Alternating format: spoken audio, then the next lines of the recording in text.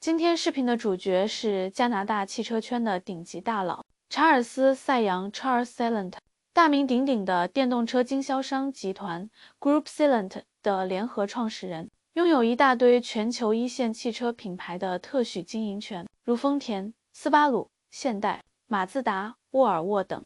你可以想象一下，作为和世界顶级汽车工业打交道的专家，看车的眼神有多挑剔。汽车工业是有阶级的，它就像坐在金字塔的顶端，审视着全球市场的风吹草动。最近他亲自跑了一趟中国，他说出发前他脑子里装的全是那些陈年的刻板印象，中国汽车就是廉价货，靠低成本劳动力堆出来的次等品，并且全靠抄袭，妥妥的山寨产品。中国在他的眼里不过是一个正在补课的后进生，他这种心态代表了当时绝大多数西方汽车人的共识。然而随着他走访上海、杭州、南京、苏州这些城市，他开始发现中国汽车工业的恐怖之处已完全颠覆了他已有的认知。西方媒体中的中国和他看到的中国仿佛在两个不同的世界。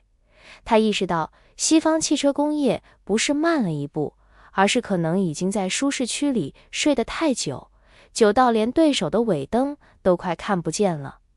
回国后，他参加了一个媒体访谈节目，对着镜头说出了一句让整个西方汽车圈集体沉默的话。他说，很快就轮到我们来模仿中国了。我们来看看他在节目里到底说了什么。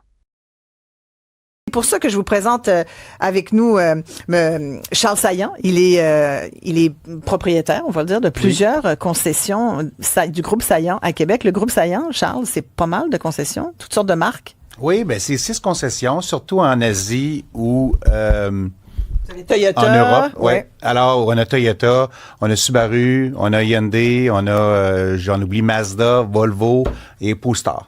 Fait qu'avec votre frère, Alexandre, Oui. vous êtes allé voir. Il y avait aussi Marc Bourassa, je pense, un concessionnaire un collègue de Laval, concessionnaire automobile à Laval. Il y avait une petite gang, vous étiez une quinzaine. Vous êtes allé voir sur place comment marchait l'industrie. Et vous n'êtes pas un expert des véhicules chinois. Vous êtes un concessionnaire de voitures qui éventuellement se fait dire peut-être que tu vas être obligé d'acheter une concession BYD ou autre. Fait que donc, vous êtes arrivé là-bas. Votre premier constat, Charles, quel a-t-il été par rapport à ce que vous avez vu, là? Qu'est-ce qui vous a frappé? Ben moi, j'ai toujours un peu cette mentalité-là au départ, un peu comme tout le monde, un peu de préjugés, je l'avoue, que les Chinois, ben ça copiait. Alors, j'ai dit, bon, ça va, ils vont réussir à faire. Qu'est-ce qu'on fait? Mais en plus vite, probablement peut-être en plus beau. Mais j'ai été complètement renversé quand je suis arrivé là parce que ça va être nous qui va les copier là, dans très, très peu de temps. Là. Parce qu'ils sont vraiment rendus à un autre stade. C'est l'innovation, c'est les gadgets que j'ai vus là-bas, Isabelle, là, c'est incroyable. Il faut savoir que pour le consommateur chinois, encore, c'est le plus gros marché au monde actuellement. Ça a dépassé celui des États-Unis au niveau des voitures. Ouais. OK? Dans ce marché-là, 60%, un petit peu moins que 60%, mais disons 60% pour faire un chiffron, 60% des achats de véhicules neufs l'année passée, c'était leur première voiture. Les Chinois, donc. Les Chinois. C'était ils étaient à pied avant ou à vélo, mais là, ils sont en véhicule. Ou ils étaient en partage ou je sais pas quoi, mais ils ont acheté leur premier véhicule de leur vie. 60%. Puis il y a beaucoup de new money aussi, comme on dit, là, beaucoup d'argent, des nouvelles familles riches qui peuvent se permettre.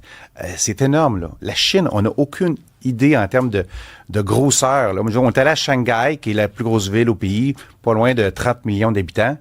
Puis après ça, moi, j'ai extensionné le voyage. Je suis allé juste à distance, là, genre Drummondville ou Saint-Hyacinthe de Montréal, là, à peu près. Là, okay, alors, TGV une demi-heure. OK? Puis j'ai fait Hangzhou, j'ai fait Nankin, j'ai fait Suo, puis ça, c'est chacune de ces villes-là, c'est 8 millions d'habitants. Chacune de ces villes-là, c'est la province de Québec à chaque fois. Toc, toc, toc. Ils sont capables de faire, ils ont tellement d'une masse critique pour faire les projets, ils font ça tout très, très, très rapidement. Puis quand on parle de rapidité, vous disiez par exemple construire une usine en Amérique du Nord, c'est long.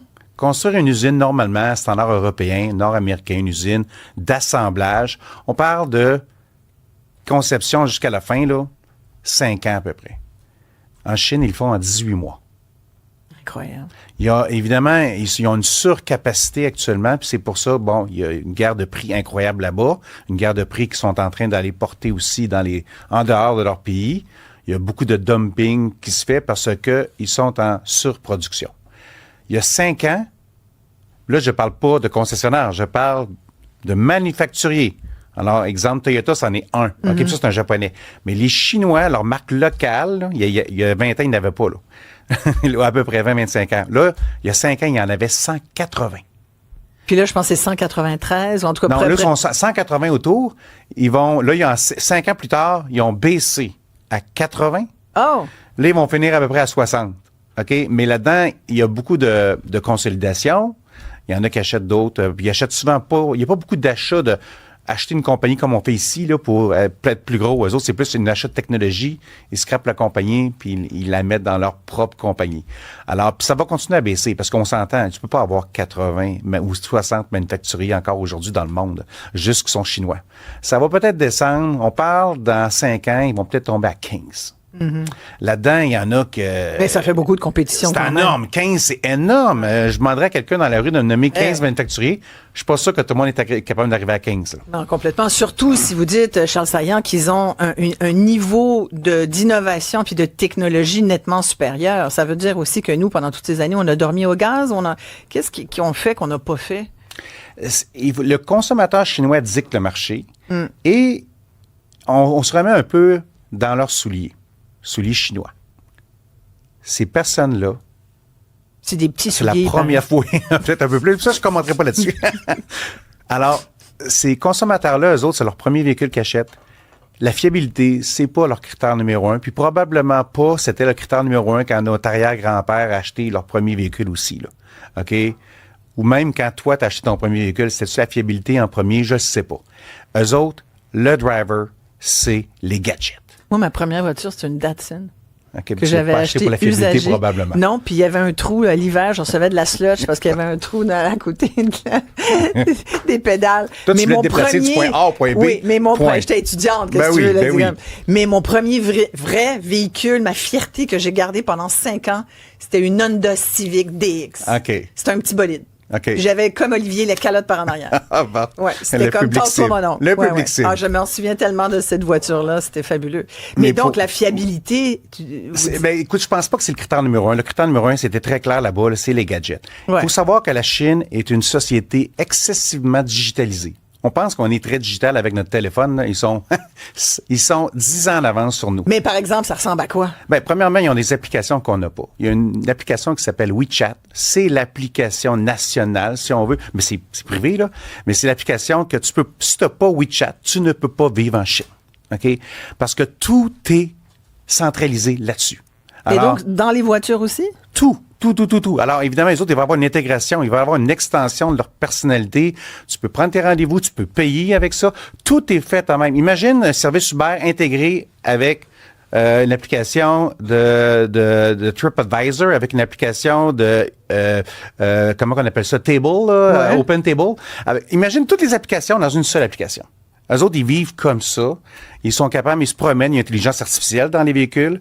Alors, j'ai pas dit, ils parlent, je sais pas comment ils font ça, comment ils le disent, mais ils programment, puis on dit, t'es dû pour une coupe de cheveux. Ben là, ils regardent, t'arrêtes la disponibilité dans ce salon-là, qui est à seulement 1 kilomètre de toi. Parfois, ils vivent-tu dans leur voiture? Je sais pas s'ils vivent dans leur voiture, je penserais pas, mais ils veulent que ça soit... Mais ils font tout dans la voiture. Tout est fait partout. Ouais. Donc, les écrans sont énormes. Oui, le cockpit. On parle déjà, Tesla avait changé la donne il y a une dizaine d'années, je sais pas si on se rappelle. Les écrans étaient beaucoup plus gros, puis là, on avait dit, on avait crié au génie, parce qu'on avait jamais vu avant, là. C'était un game changer, comme on dit en anglais. Mais les Chinois sont plus là. L'écran Tesla serait minuscule par rapport à ce qu'ils font actuellement. Eux autres, le cockpit au complet, le dash, comme on dit là, en anglais, ça peut être un écran complet, autant conducteur que passager. Oh mon Dieu. Un seul et même écran. C'est énorme. Alors, les gadgets qu'il y a, Isabelle, c'est incroyable. Wow. Il y a des distributeurs de parfums électroniques. OK? Alors, on est loin du petit sapin sans bon. Alors, tu choisis, je sais pas moi, parfum de jasmin le matin, tac, tac, puis ça va sentir le jasmin dans ton véhicule. Ta voiture. Si t'es tanné, tu changes pour lavande. Ouais. OK? Alors, puis là, c'est des gadgets qui vendent de plus. Alors, les Chinois sont très friands de ça. Ouais, on va continuer, bien sûr, avec le témoignage terrain de Charles Saillant, un concessionnaire qui est allé voir de visu en Chine comment ça se passe dans l'industrie du véhicule chinois. Puis on va parler des usines, parce que là-bas, il y a des dark factories, là, des usines où il n'y a pas de lumière. Un véhicule chinois, est-ce que vous achèteriez ça? C'est un petit parfum, là, en même temps, là, c'est un petit parfum. 这一场访谈是西方中心主义跌落神坛的见证，它说明了一件事：在这个比拼硬实力的时代，傲慢与偏见救不了西方，但实干与创新正在成就中国。过去几百年，在西方人的认知里，工业流水线是他们发明的，汽车文明是他们创造的。中国即使发展，也应该只是一个低端的模仿者。但今天，查尔斯看到的不仅是几辆更先进的电动车，他真正看到的是中国强大的国家意志和社会动员能力转化出的恐怖生产力。查尔斯承认他们原地踏步，逆水行舟，不进则退。在西方，建一座工厂需要5年，这5年里，他们消耗在无休止的听证会、环保审批等等；而在中国，只需要1-2年，就把荒地变成了世界级的制造中心，把投资变成了出口全球的尖端产品。当今这个时代，中国已成为一个拥有完整产业链、统一大市场和高效执行力的国家，对那些深陷内耗的所谓老牌发达国家，正在形成维度的碾压。这就是一个被西方主流媒体刻意掩盖的真相。这已经不是弯道超车了，这是换道超车。中国不再沿着西方设定的老路走，而是用智能化、新能源化直接开辟了一条新的赛道。在这条赛道上，标准和规则由我们定，我们已经不需要再去仰视任何人，因为中国脚下的路才是通往未来的路。